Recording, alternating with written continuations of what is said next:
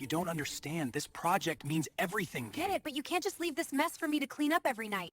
The janitorial closet at the corporate building was dark, almost completely shut off from the fluorescent lights that illuminated the rest of the office. The faint hum of machinery from the nearby air vents barely broke the silence, but it carried with it the faint scent of dust, cleaning chemicals, and old carpet fibers. Maria had been working in the building for over a year, meticulously wiping down surfaces, emptying trash cans, and ensuring that every corner of the offices, hallways, and conference rooms gleamed. She was small, quiet, and thorough, someone who always preferred to stay in the background and go unnoticed. Her job wasn't glamorous, but she took pride in doing it well, believing that honesty, hard work, and a steady routine were what kept life moving forward. It was just past 9 o'clock at night, and most of the employees had long since left. The usually bustling office was now eerily silent, the usual click of keyboards and murmur of voices replaced by the occasional distant hum of an elevator and the faint sound of a phone ringing somewhere in the empty building. Maria moved methodically down the hall, a mop in one hand, a bucket in the other, stopping occasionally to check if a floor spot needed extra attention. She had learned the rhythm of the building, the patterns of when lights went off, which doors stayed locked, and which floors were abandoned by evening. As she approached the far end of the hallway, near the executive offices, she noticed something unusual. There was a faint sound, almost like quiet sobbing, coming from one of the offices. At first she paused, uncertain whether her ears were deceiving her. Offices were supposed to be empty at this hour, and yet the sound persisted, soft, almost fragile, as if someone was trying to hide their emotions from the world. Maria hesitated, looking around. She wasn't supposed to be in anyone's office, especially after hours. But something about the sound pulled her closer. Curiosity and empathy, winning over strict professional boundaries. She slowly approached the door, careful not to make any noise herself. Peeking through the small gap, she saw him, a man, impeccably dressed, even in the low light, sitting slumped in the corner of the office, his hands covering his face. He was clearly crying. Maria froze for a moment.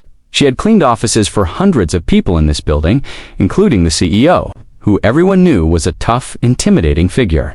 But she had never imagined seeing someone like him in such a vulnerable state. Her first instinct was to retreat quietly and pretend she hadn't seen anything. But something inside her urged her to step forward. "Sir, are you okay?" she asked, her voice tentative but full of genuine concern. The crying stopped abruptly. He lifted his head slightly, revealing eyes that were red and swollen. For a moment, neither of them spoke. The man's face was unfamiliar in a way that confused her. There was authority there, yes, but also fragility she hadn't expected. Maria stepped into the office cautiously, holding her mop bucket like a shield, though she didn't really need it.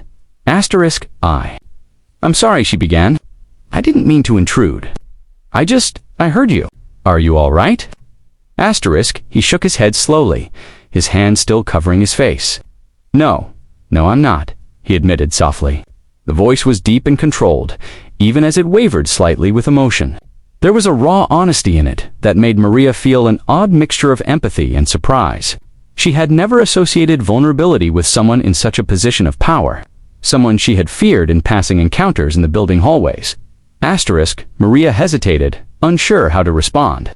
She was just a cleaning lady, someone who had been disciplined and even fired in previous jobs for overstepping boundaries.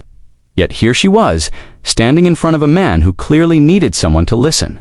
She had always believed that small gestures of kindness mattered, that sometimes the smallest interactions could make the biggest difference. And so she decided to speak, softly and carefully. "You don't have to hide it," she said gently. "Sometimes it helps to let it out. You don't always have to be strong for everyone else." The man's shoulders shook slightly, and he let out a quiet sigh. You don't know who I am," he said finally, his voice a mix of disbelief and vulnerability. "You shouldn't be here. I'm the CEO." Maria blinked, processing the words. She had cleaned this office countless times, seen the nameplate, seen the expensive furniture, but she had never interacted with him directly. The thought that the man she had always seen as untouchable, as someone unapproachable, was sitting here crying in the dark was surreal. And yet, despite the revelation, she didn't feel fear. She felt a surge of compassion. Asterisk, I don't care who you are, she said firmly. Everyone has moments when they're overwhelmed. Everyone cries sometimes. Asterisk, he let out a small, humorless laugh, shaking his head. You have no idea what it's like, he whispered, more to himself than to her. Everyone thinks being in charge means you have it all, that you're invincible, but it's not like that. It's lonely, exhausting, and sometimes it hurts more than anything else. Asterisk Maria nodded slowly, moving a bit closer, but maintaining a respectful distance. She didn't say anything for a while, letting the silence fill the room, letting him gather his thoughts. There was something strangely comforting about her presence, unassuming and sincere, that made the moment feel less heavy.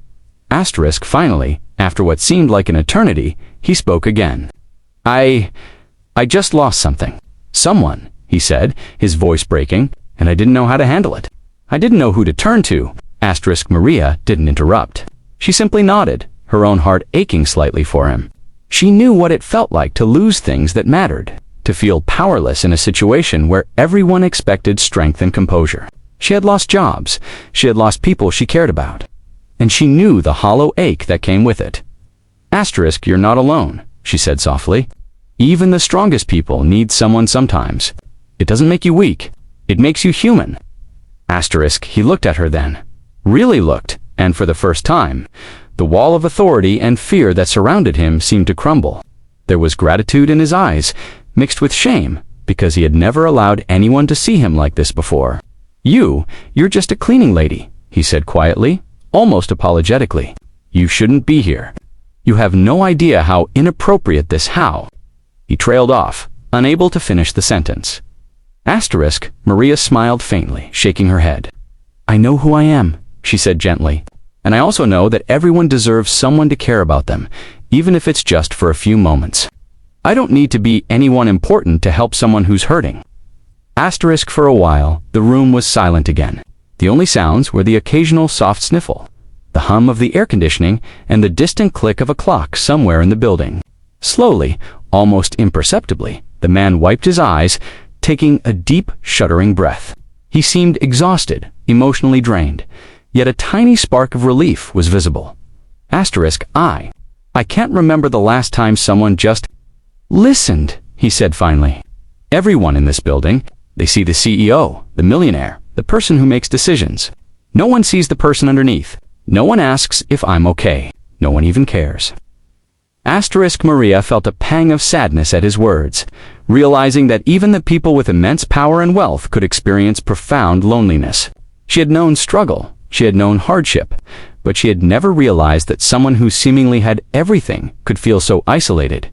Asterisk, you're allowed to be human, she said softly.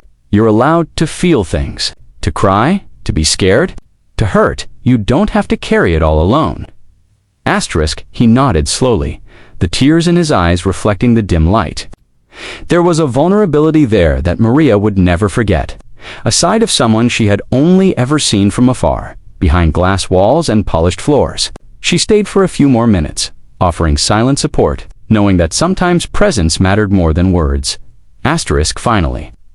He leaned back in his chair, a hand running through his hair. Thank you, he whispered, almost inaudibly. I didn't think anyone would ever care, not really, not like this. Asterisk, Maria gave a small, reassuring nod. Sometimes the world forgets that people matter, she said, even those who seem untouchable. But you're human, and you deserve to be seen and heard, just like anyone else. Asterisk, he closed his eyes briefly, taking a long, deep breath. You're right, he said quietly, and I'm grateful, more than I can say.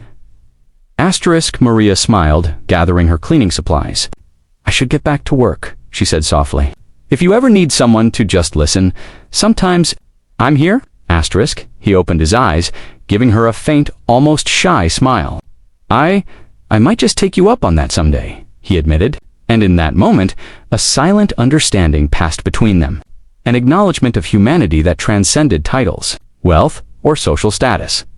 Asterisk, as Maria left the office. Closing the door gently behind her, she couldn't help but feel that something inside her had shifted. She had come expecting a routine night of cleaning, of empty hallways and forgotten trash bins. Instead, she had witnessed a side of life that few ever saw, a moment of raw vulnerability from a man who had everything in the eyes of the world, yet carried a hidden pain that no amount of wealth could erase. And though she didn't know it yet, that night would leave an indelible mark on both of their lives, a reminder that kindness, empathy, and the courage to show compassion could bridge even the widest gaps between people.